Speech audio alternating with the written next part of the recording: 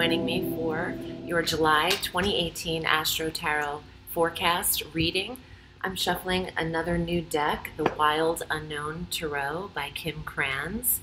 This is aesthetically beautiful deck, and I've enjoyed using it. The back is simple, but it's the texture that I'm obsessed with. I really love how they packaged this deck. So I'll be shuffling this for the Astro Tarot, or the astrology portion. And I want to thank you for subscribing to the channel. This month is full of cosmic energy, and that starts our first transit with Venus on the 9th of July. And Venus exits Leo and enters the sign of Virgo. So your 6th house of health and routine and regimen has the harmonious balance that Venus emanates.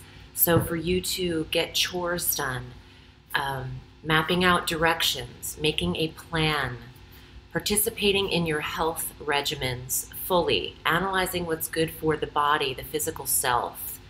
I know that that's mostly 1st house, but when the 6th house is impacted by a transit, you tend to assess how you are maintaining your health routines or physical body, in addition to who you are using to maintain the physical body.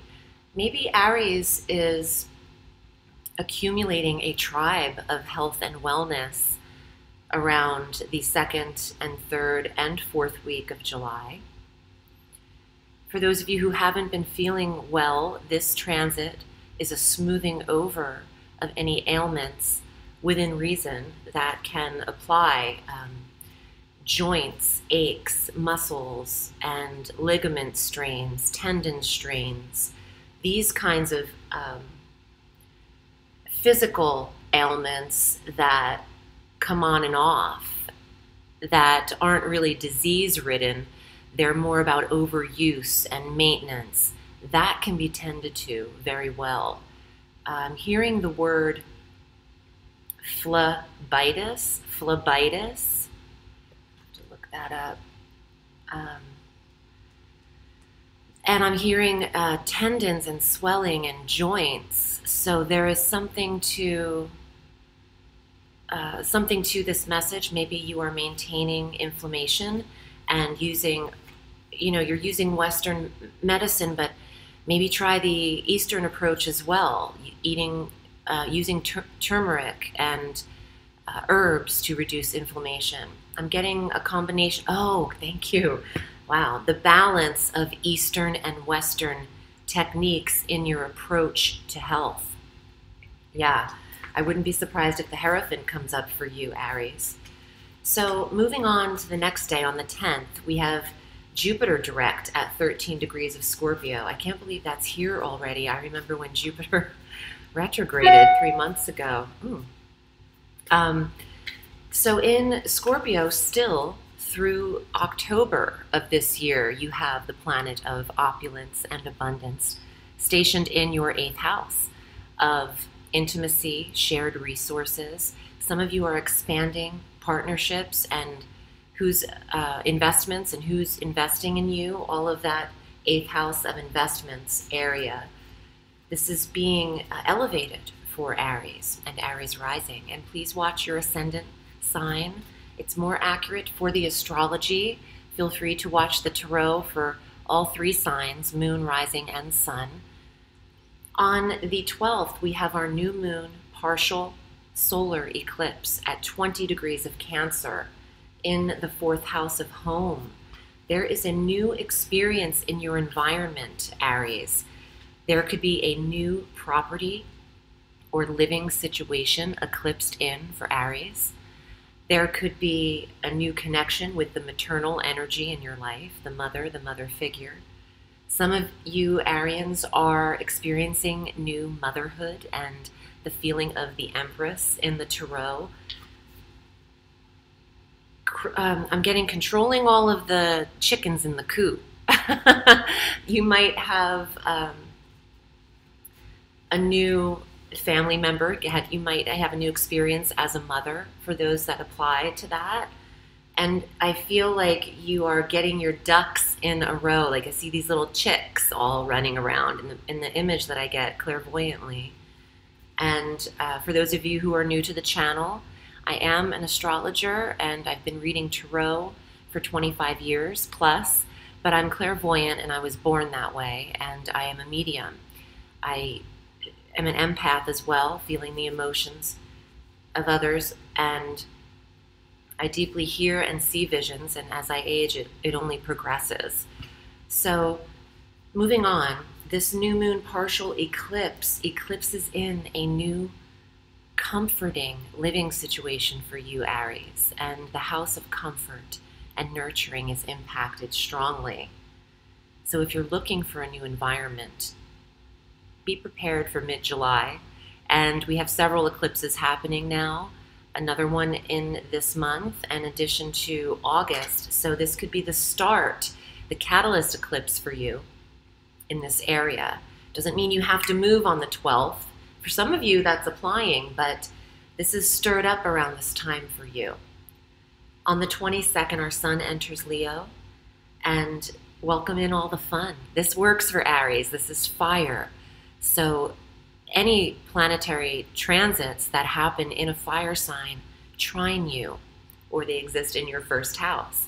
So the 5th house of fun, leisure, pleasure, what you're passionate about, your creativity, your relationship with your children, your independent and creative entrepreneurial pursuits. This has the blessing energy of our life force, the sun, for 30 days. This is where Aries loves to begin your summer. This is school's out vibes. And you could be heading towards sporting events, casinos, participating in sports, coaching, and participating in the activities and playfulness of your children. It's a lovely energy. On the 26th, we have a Mercury retrograde, and Mercury retrogrades through the 13th of August, effective the 26th, at 23 degrees of Leo, where the sun is, so conjunct Mercury, back to the 11-degree mark. So you really have time to assess relationship, communications with children. And just as well as the sun is shining in this 5th house, your review is also here. So creative pursuits, getting behind the scenes, getting back to the drawing board is what I'm hearing. Getting back to the drawing board. Some of you are artists, and this is very literal, but that message also feels metaphorical. It's the time to plan your creative pursuits behind the scenes and get ready to expose them strongly mid-August. We wrap up the month with a full moon total lunar eclipse on the 27th of July at 4 degrees of Aquarius. So the 11th house of the internet, closure, goals, completion, the end of friendships and social connections, cutting cords with clubs and groups that you no longer are affiliated with. You've reached your limit or dues or memberships in certain areas and you're not renewing them because the full moon is the heightened closure around an event. In a strong way, you're able to close the door on a goal, a serious completion. I'm dying to see what cards come up for you. Aesthetically, they are beautiful, so I really enjoy looking at them.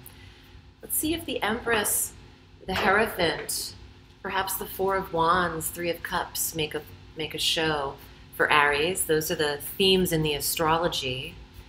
And perhaps the Ace of Cups. You could also have a review of an old flame, not so much a marriage, but someone who you were attracted to with Mercury retrograde in the 5th house of romance. So we'll see what applies for you here. And Aries. Sorry, I know you're Aries. If you'd like to read with me, I am at audreyalison.com. I do readings all through the week. This is what I do best. And if you haven't read with me, please consider it. Okay, and all of the links that I have going on are below in the Show More section. My Tarot eCourse for beginners, intermediates, and advanced. You can check that out, as well as my Vimeo on-demand medium messages. Okay, Aries, First card, Two of Coins, beautiful. Dual incomes, the juggling of several tasks in the 6th house of routine and work. Jobs are important for you, Aries, and you have a lot on your plate, or you might be deciding between two positions. Second card, Father of Cups. This is the King of Water, King of Cups, Scorpio, Cancer, or Pisces male. Also very strong intuitive card. When the King of Cups appears, or Father of Cups, as Kim Kranz depicts in her deck, this is a heightened level of intuitiveness, comfort, care, nurturing. That 4th house. See what else is here. Wow, the Mother and Father of Cups. So the Queen of Cups as well. Could be water sign female in your life, Cancer, Scorpio, or Pisces. So the Mother and the Father, look at that, the black and the white swan. The message I'm getting for some of you is taking the personification out of this. Oop, I dropped a card. This is the black and white version of yourself, the light and darkness. Use your intuitiveness for good, not for bad.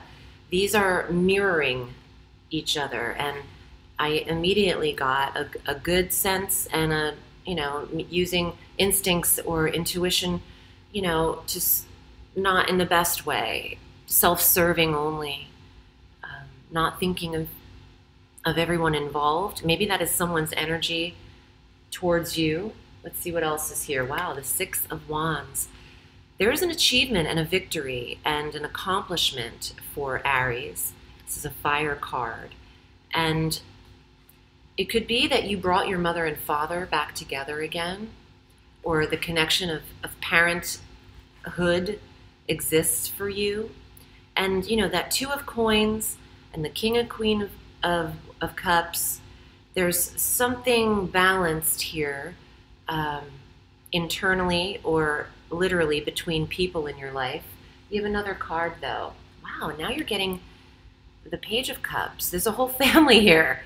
There's a whole family of ducks around and swans. And you're a fire sign. We do have this intuitive sense, and there could be a tribe of emotional support around Aries at this time.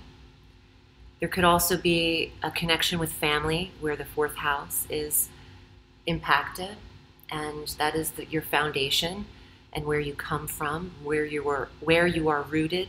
So some of you might be returning to visit family in that month, seeing these tribe of water signs, and we have experienced a water trine. We have another card too. And this could be intuitive energy that's helping Aries. Now you have the Queen of Swords, the owl, the bird. Communication, sharp, watch what you're saying in the retrograde. Even though your review is in the 5th house, your communication could be coming off a little harshly. The Queen of Swords, there could be an air sign in your life, Libra, Aquarius, or Gemini, who is taking a stand back or having some resentment or bitterness in a situation. Starting with the 2 of Coins, I feel a sense of stability for Aries. And you might have to choose between 2 positions, but you have options. Trust your instincts. When I see all of these heightened cup cards, you have a victory heading your way if you learn to trust your gut and believe in your own instinct.